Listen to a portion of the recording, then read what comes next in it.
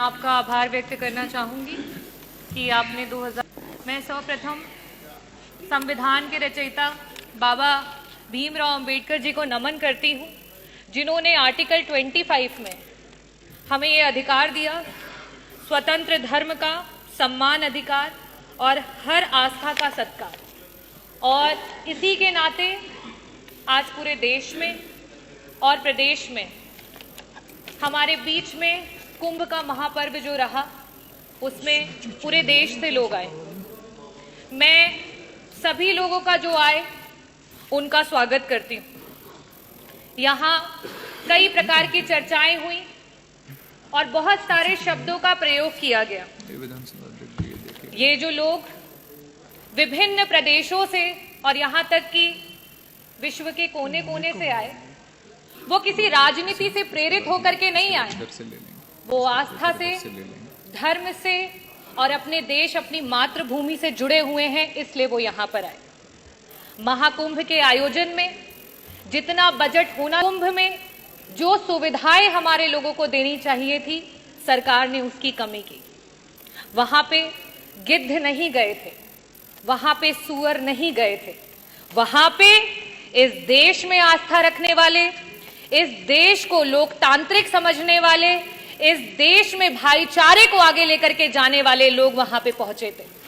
मैं इस सदन में आज बहुत सारी चर्चाएं हुई, बहुत सारी बातें कही गई। बजट की जबकि चर्चा होती है तो बजट में किस तरीके से डिवीजन होता है उसकी बात होती है। अभी सत्र में कुछ दिन पहले बात हुई कि अंग्रेजी में विधायकगण अपने भाषण दे सकते हैं, लेकिन जब आपके बजट में एलोकेशन की बात आती है, शिक्षा की बात आती है, जो हमारे बच्चे प्राइमरी स्कूल में पढ़ रहे हैं, जिनकी नींव अंग्रेजी से शुरू नहीं होगी, तो वो आगे जाकर के आपके अंग्रेजी में दिए हुए भाषणों को नहीं समझ पाएंगे। लेकिन आप क्या काम कर रहे हैं? जहां 15% कहीं आपकी सरकार बजट दे रही थी, आज शिक्षा में वो बजट गिरा करके 13% पे आ चुका है। ये स्थिति है।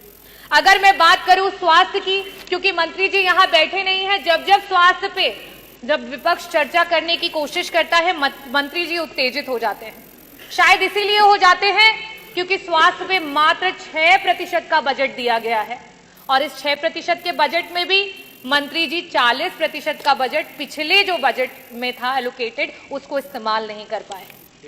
अगर हम बात करें ग्रामीण अंचल की, जो उत्तर प्रदेश की 60-70% की आबादी है, अगर हम उसमें बजट के एलोकेशन की बात करें तो मात्र 4% का बजट है, जो 8 करोड़ 8 लाख की आप बात करते हैं, 8 लाख करोड़ की बात, 8 लाख 8,000 करोड़ की बात करते हैं, उसमें मात्र 4% का बजट दिया गया है। और सबसे बड़ी नाइंसाफी अगर इस सरकार में कोई झेल रहा है तो वो हमारा किसान है।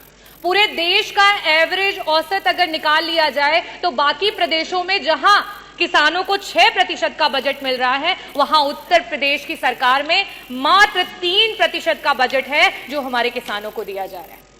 और सबसे आखिरी में और सबसे जरूरी बात, अभी हमारी माननीय सदस्य बार बार पीडीए की बात कर रही थी, तो सदस्य आप भी और यहाँ सम्मानित सदस्यगण, में आपको सभी को बताना चाहूंगी कि जहां पूरे देश में 3% का बजट विभिन्न प्रदेशों में, चाहे वो आपका दलित समाज हो, वनवासी समाज हो और अल्पसंख्यक समाज हो, उसको दिया जाता है, वहीं उत्तर प्रदेश में मात्र 1% का बजट दिया जाता है।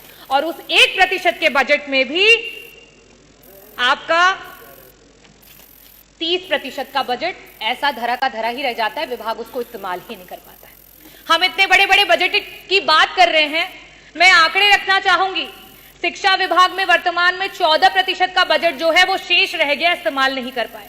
स्वास्थ्य में 40% का बजट ऐसे ही रह गया, उसे इस्तेमाल नहीं कर पाए। आवास में 46% का बजट रह गया, जिसे इस्तेमाल नहीं कर पाए। SC ST माइनॉरिटी में 30% का बजट है, जिसे इस्तेमाल नहीं कर पाए। अगर हम सिंचाई एवं बाढ़ नियंत्रण की बात करें, 35% का बजट है, जिसे इस्तेमाल नहीं कर पाए। अगर हम ट्रांसपोर्ट और PWD की बात करें, 6% का बजट है, जो पुराना बजट है, जिसे आप इस्तेमाल नहीं कर पाए। समाज कल्याण के मंत्री जी यहाँ बैठे हैं, 23% का बजट आज ऐसे ही पड़ा हुआ है, उसे इस्तेमाल नहीं कर पाए। कृषि विभाग वैसे ही 4% किसानों को दिया जा रहा है बजट में से, उसमें से भी 10% बजट ऐसे ही धरा का धरा रह गया, उसे इस्तेमाल नहीं कर पाए। तो मैं बजटों पे बहुत बातें नहीं करूंगी, क्योंकि जो पुराना है उसे ही नहीं इस्तेमाल कर पाए, तो बड़े बड़े बजटों का क्या हवाई लूटी जाए।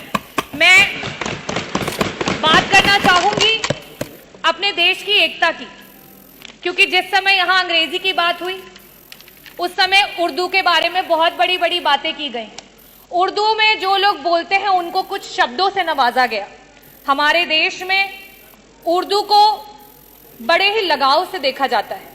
हिंदी अगर हमारी मातृभाषा है तो आज का ये जो देश है वो अंग्रेजी से भी नहीं घबराता है, अंग्रेजी को सीखने की पूरी इच्छा रखता है। पंडित ब्रिज नारायण जी, पंडित रतननाथ सरहार जी, मुंशी प्रेमचंद जी, पंडित आनंद मोहन जी, यहाँ तक कि उपराष्ट्रपति रहे हुए कृष्णकांत जी, इन सभी लोगों का उर्दू से बहुत लगाव था। तो क्या इनके लिए भी उन्हीं शब्दों से नवाजा जाएगा? मैं आखिरी में सिर्फ यही कहना चाहती हूं, ये विकसित देश है, ये प्रगतिशील देश है और ये युवाओं का देश है और युवाओं की यही आवाज है कि रावण नहीं हम पलने देंगे साधुओं के वेश में, रावण नहीं हम पलने देंगे साधुओं के वेश में, अफजल नहीं पनपने देंगे अब्दुल कलाम के देश में, हिंदू हो या मुसलमान अब शीश नहीं कटने देंगे, कसम तिरंगे झंडे की अब ये देश नहीं बंटने देंगे। जय भीम, जय भारत, बहुत बहुत धन्यवाद। यस, अभी बेचता हूँ। टिफिन टिफिन क्या था?